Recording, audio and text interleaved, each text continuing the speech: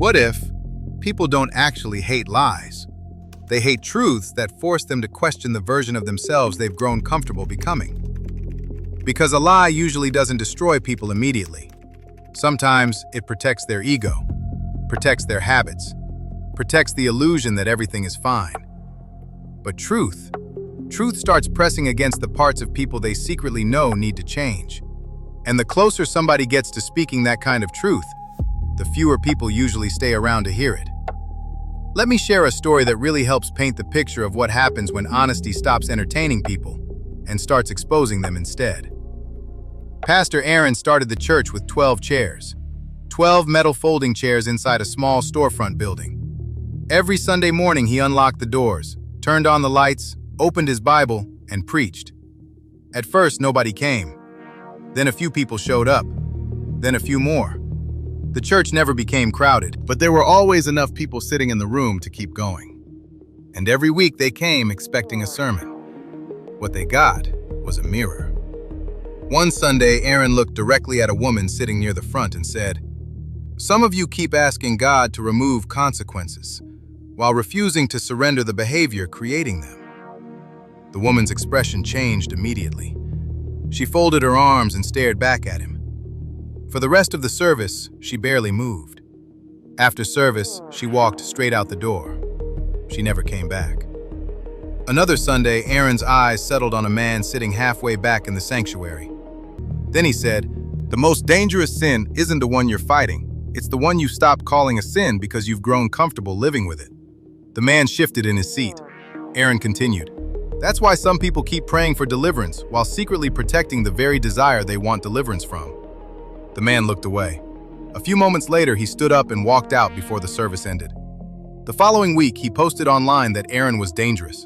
Word started spreading through the community. Some people called him judgmental. Others called him arrogant. A few said he was twisting scripture. Meanwhile, Aaron kept preaching. Every Sunday, the same thing happened. People came. People listened. People got uncomfortable. People left. Then one afternoon, Aaron opened the church mailbox and found an envelope taped to the inside. He pulled the paper out and unfolded it. His eyes stopped on the words immediately. Final notice. The church was behind on its payments.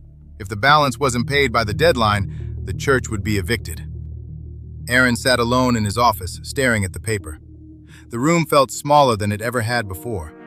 The church could disappear, just like that.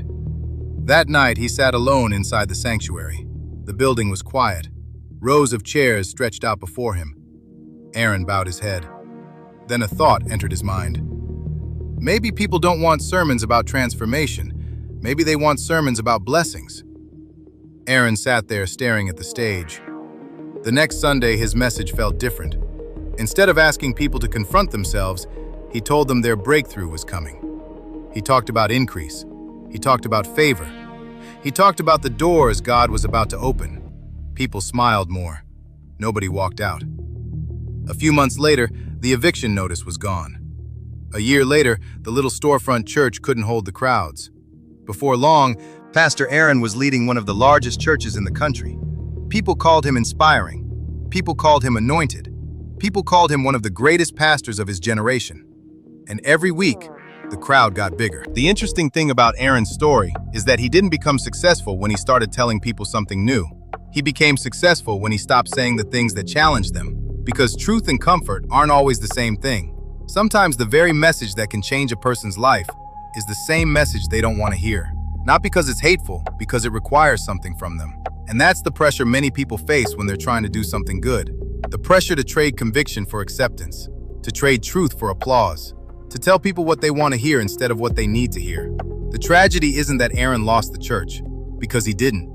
The tragedy is that he got everything he thought he wanted and lost the real reason why he started. He began as a messenger. He ended as a performer. And sometimes the greatest loss isn't losing the crowd. It's losing yourself while trying to keep it. This is the quote room, where words wake minds. Some things don't need a reaction, just reflection. Just a few thoughts I had on my mind.